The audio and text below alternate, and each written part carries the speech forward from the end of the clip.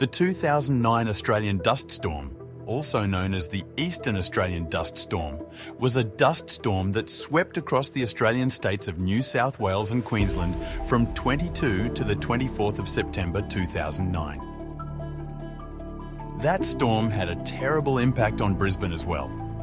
I recorded the next two videos both during and immediately after the storm from the same spot at the Brisbane city centre. The two videos' differences are clear to see.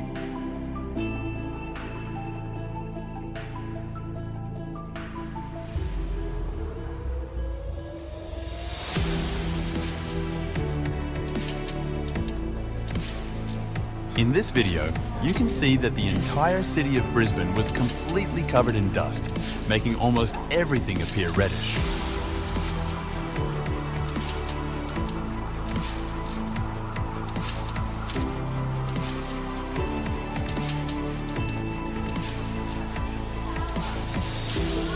But from this video, you can see that the centre of Brisbane was free of dust and that almost everything appeared to be in excellent condition.